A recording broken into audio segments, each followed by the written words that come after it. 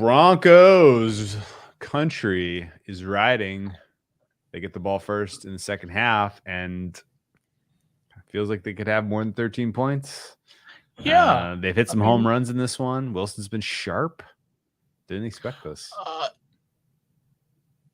Justin Herbert has thrown the ball 24 times already. Oh my goodness gracious! That takes Justin Fields. That's like 3 games for him. And this is. Do they count the attempts on the pass interferences? No, those are dead balls. So he's actually thrown the ball like 27 times. Yeah. And to be so the refereeing, I'm not going to sit and complain about refereeing because I'd complain, but who'd listen? Little inconsistent, I would say, would be the right word for it. And also, like a couple of those were, you can complain all you want. Those were pass interferences. Like, sure, he was handsy as shit. And then the last one, kind of closer to the goal line, I'm not even sure he touched him before the ball got there. That one was horrible. Like it's been inconsistent. This refereeing crew does call it at a pretty high clip comparatively, so I guess we should have seen this coming.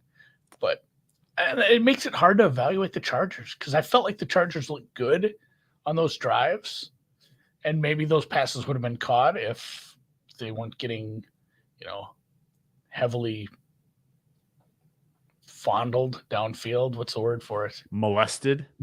I'm trying to look for anywhere that's not those. The one where it was just that crosser. He was getting fingered. A little handsy. Handsy. Ooh, a little handsy. Yeah. Got a little handsy with him. I'll think of another good one. And we've got our baseball question answer. 4:07 p.m. first pitch. I'm assuming that's East Coast because Dan is East Coast elite. Well, that's no fun. 3 p.m. 1 o'clock 1 Pacific. p.m. game for you. Guess I'll be getting some work done in the middle of the day tomorrow. Not. That's gonna be a good game. That's my favorite part of Borat. You know what though? It makes sense. You know what? They don't want to go up against opening night of NBA. That is tough. That's tough. We do have the NBA season starting tomorrow. I'm excited to hang a banner, and the Golden State Warriors, who are out of shape, aren't even going to play. Yeah. There's been some third down play call by the Chargers was a little rough, and then honestly all the play calls for the Broncos once they get to the red zone much quicker than they thought they could on that last drive. There's been some bad red zone calls, and there's still somehow 23 points in this. Although we're on pace for this total. Russell Wilson. Oh yeah, we are. Hey, Russell Wilson is playing with urgency, especially in those red zones. They weren't good throws. They weren't good decisions, but he was getting the ball out of his hands quickly.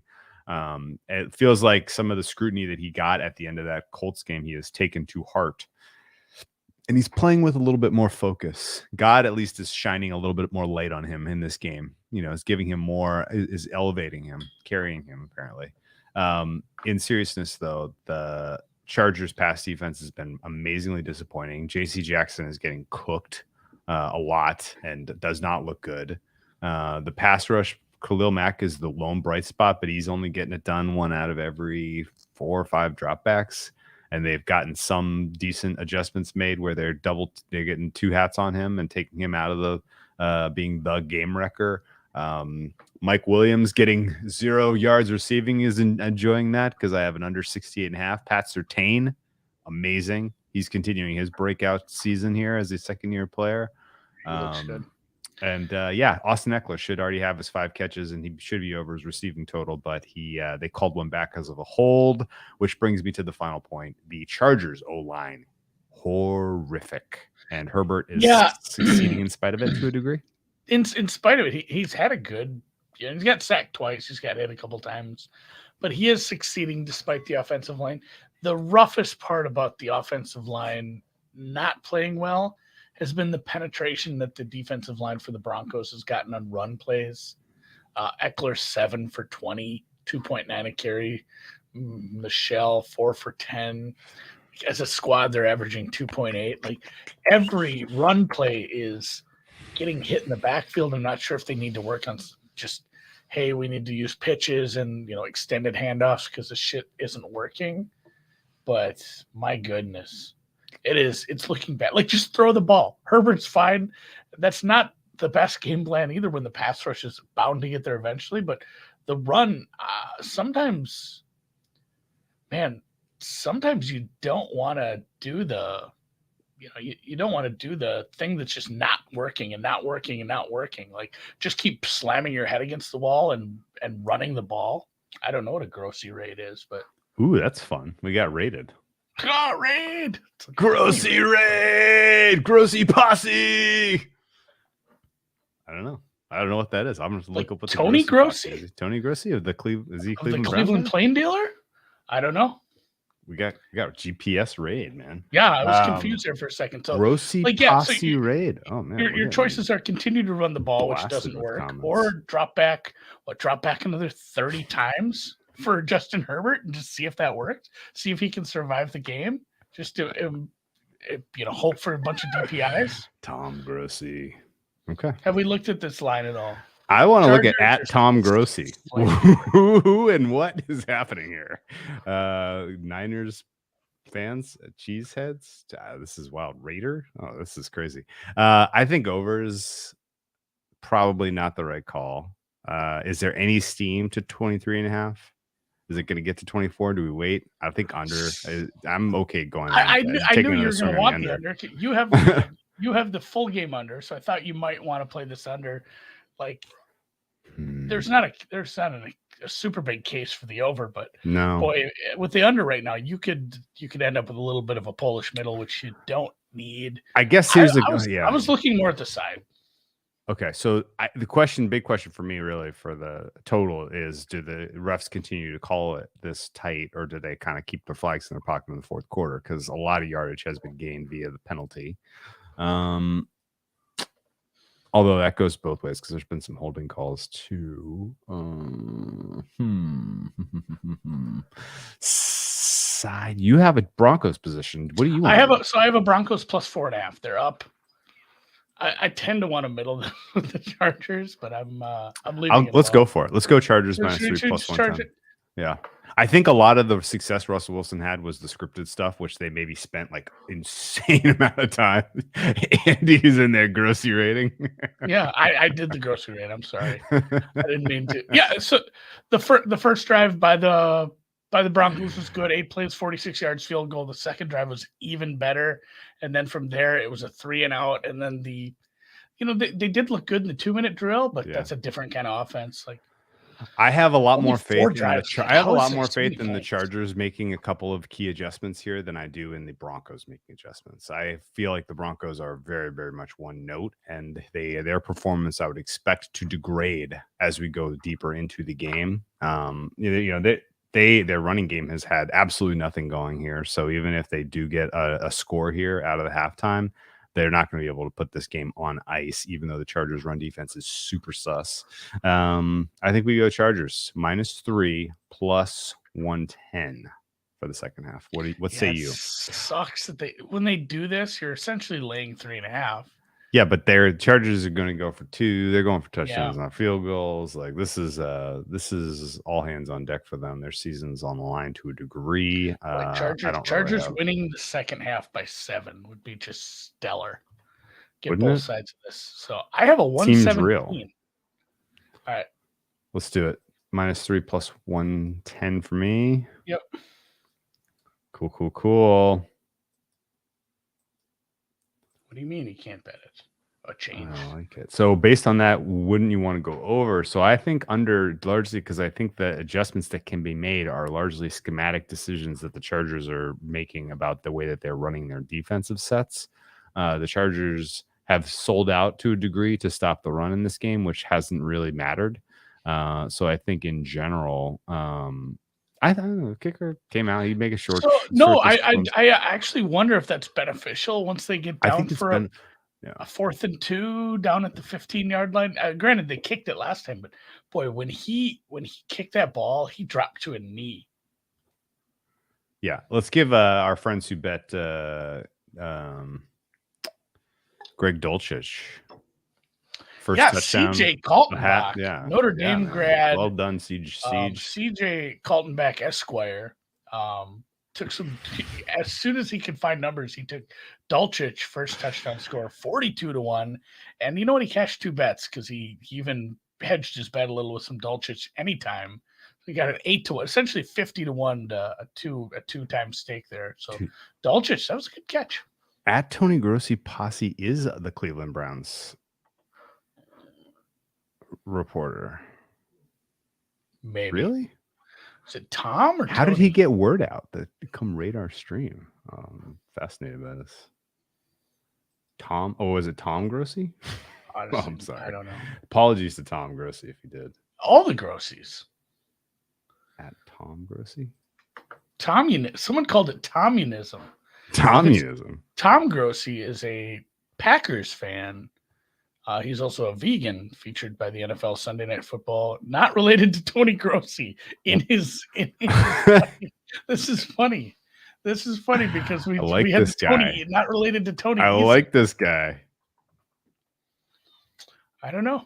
Either way, it was fun getting some new folks. Stuff happening. Thank you guys. All right, good job. Good job, guys. Yeah, but did he rate the like button? Actually, you know what? There is a fair amount of likes, so at least they did that. He's not. Don't forget to subscribe if you're in there. Guys in the chat, tell us more about Grossi. I'm beyond intrigued here now. What all is going on? I don't know. Just seems like a nice guy. He likes the Packers. It's a little suspect, but such is life. I just called it. I didn't even call it halftime show. I called it DPI talk on Twitter. Funny guy. I'm going to check him out. I don't think it's an anti-betting thing. Browns to the toilet bowl. Well, here's a good thing. All right. Is this it? That's good sports. Is that right? I think that's the guy I was looking at. No, I was looking at a different guy. I like how we're sitting in. That's Brandon Perna. Yeah, no, I don't understand. Yeah, all right, we'll have to research off air. This is boring podcast. Did you bet any NBA sides or totals tomorrow already? No. Well, I mean, not at numbers that are currently available. The general vibe is the steam on the Sixers. I believe in. I think the Sixers are going to be a problem for a lot of a lot of the regular season matchups. It's a much deeper team than last year. They match up pretty well against Boston. Boston's in a brutal spot here. Oh, Dan, can you share a picture of my thing? You know what I would play? If you wanna bet to scratch the itch on the opening tip of NBA, over 216 is 3 points off market by my numbers. I make that a 219 total. So if you can get over 216, I think that's a solid look. But at 2.5, I'm pretty close to market there. This is basically saying Philly and Boston are roughly equal strength, and this is a little bit of home court advantage for Boston on opening night here in the Garden. In general, I support a lot of bullish positions on Philly for the balance of the regular season. I think they're going to be your East Coast #1 seed. I like a little bit of I'm MVP, bullish on Philly, MB. and I'm I like Philly a little on the Maxi Bulls. MIP. Of course, Maxi MIP numbers have gotten out of control, so I don't know if I would bet those either at the current prices. But it's going to be what is the Maxi number at bookmaker? It's down to 15-1 there. Yeah, that's close to fair, I think. I mean, what were your predictions on we're in overtime? Yes. What were some of your predictions for the NBA season on brown bag bets? I missed those. I mostly just like, the vibe is just, it's Philly's world, and we're living in it, isn't it? The NLCS, the Eagles haven't lost a damn game in quite a while, and now it's time for Doc Rivers to not fuck up, I guess. It's wild that one of the best teams, poor Noops, he's so worried about it. Like, he knows he's even said this. Noops probably, 30-something. He said, this is legitimately the best team I've ever seen the 76ers have in my lifetime. And I just am worried about how Glenn is going to do this up in the playoffs. Oh, Glenn's going to fuck up in the playoffs, surely. Yeah, but Game 7 of the Eastern Conference Finals, they lose to the Nets. That's my prediction. Rocky 7's coming. Yeah, there is another Creed coming out. I'm actually Nets over Sixers. Nets over Sixers in 7 is my Eastern Conference final prediction. The Nets. People, there's a strong dichotomy to where people feel about the Nets. Either people are just like, it's just more of the same, or like too big to fail. They have too many good players. It's just gonna be fine.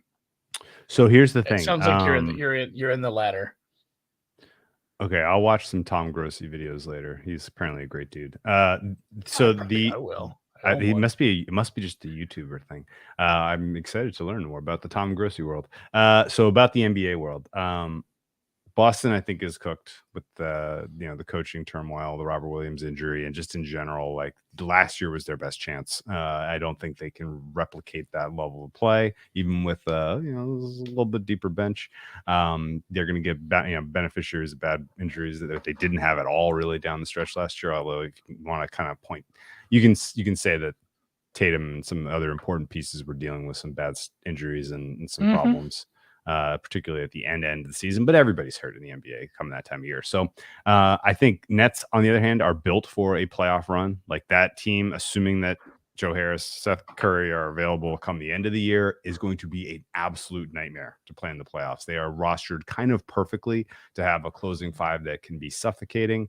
And I think ultimately the Nets are going to be, assuming that the market prices hold up for them, or if the market price drifts at all because they don't look super great early, the Nets are going to be a add to your future portfolio Eastern Conference champions for me all season long. I can just tell you that right now. I'm willing to add futures. I don't have very many. Something would have to happen to Durant injury wise for me to change my opinion on that. And I think Kyrie Irving might be even more important piece, just considering what he was able to do. Well, like the Kyrie Irving offensive unlocking that we saw at the end of last season was like, fuck, man. If that guy shows up in the playoffs and you have a competent team around him that can make up for his defensive deficiencies, you're going to be a very, very tough out in a best of 7 series. So it's the most excited I've been about, like some of that late game or late season play. Most excited I've been about him since, I don't know, game 7 Cleveland Dubs, like from 2016. He just took a little break in there of doing anything that got my interest. Well, let me just tell you that nothing would make this season more enjoyable from a narrative standpoint than Brooklyn and Philly Eastern Conference Finals with Game 7 in Philly and Doc Rivers choking again. That would be. I don't have the Nets going that far. So my final 4 that I talked about this morning: Eastern Conference, 76ers. Yes. That which we agree on. Bucks. Okay. Bucks did nothing to get worse. Probably. Yeah. Middleton aging curve and injury situation is a little concerning. They need to make a move. And I don't know who's willing to deal with them. They're still just right there as one of the top 4 teams. If they get injured, there's a little bit of age concern there, but if they stay healthy, like they're a top 3 seed just by default. They're that good. And then I had the 76ers winning that series. Okay. 4-3.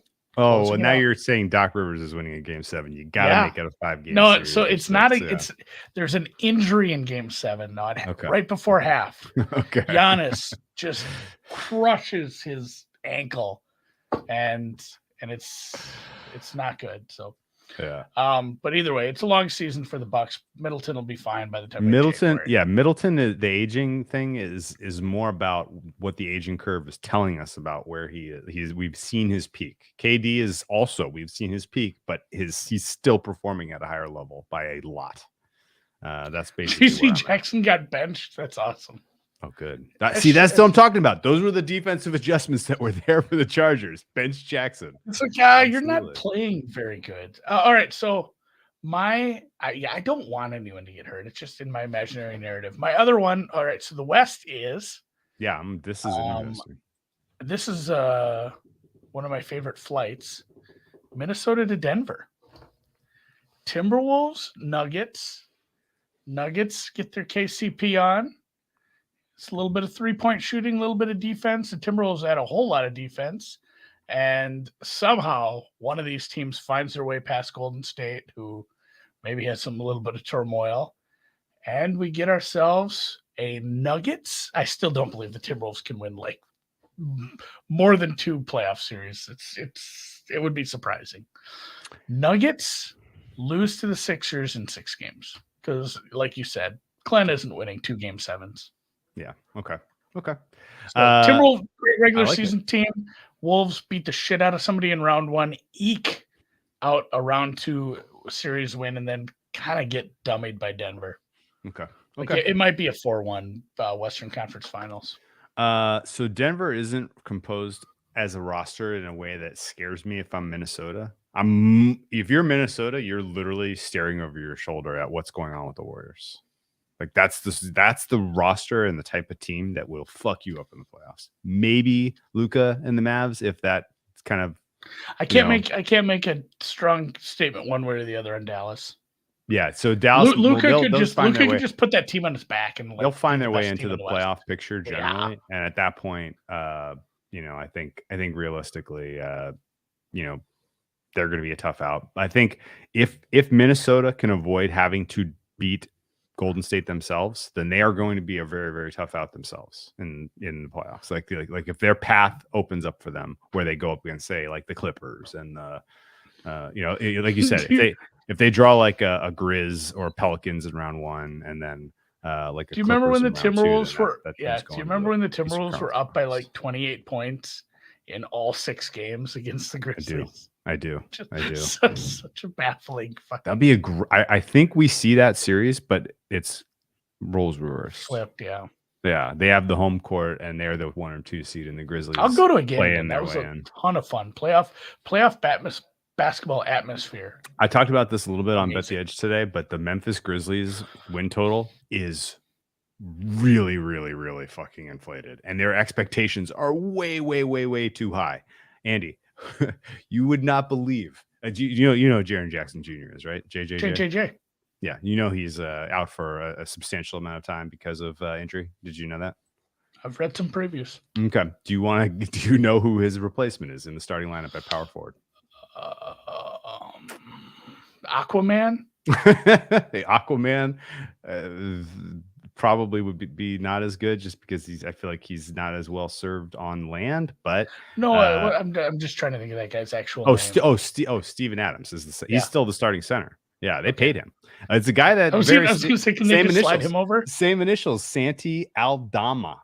That's not a player I've heard of. Aldama. He went to Loyola, Maryland. Andy, 2001, Loyola, Maryland. He was drafted in the end of round 1 by the Utah Jazz. This is like when Dan tries to get me to name members of Ajax, and I can't do it. Well, Sandy Alcaraz. All right. Ultimately, you probably see Brandon Clark if it's an extended absence here for JJJ, but the Grizzlies are going to be a bet against for me, at least until Christmas. That's a fun one. In general, I think the Pelicans are, as promised, going to be very tough out. I think the Suns are a bet against. I think the Lakers and Clippers are a bet against in the regular season. For the Clippers, obviously. For the Lakers, just bet against them, period. And I think the Golden State Warriors are an intriguing team because they get into the playoffs somehow, some way. And at that point, it's a mystery what happens. I really last one, and then I got to run. So how do you bet? This is a very open-ended question. I mean, game by game for the year, futures. It's a really good team, but they're gonna have nights where they no show and you can't figure out why. Who's their coach?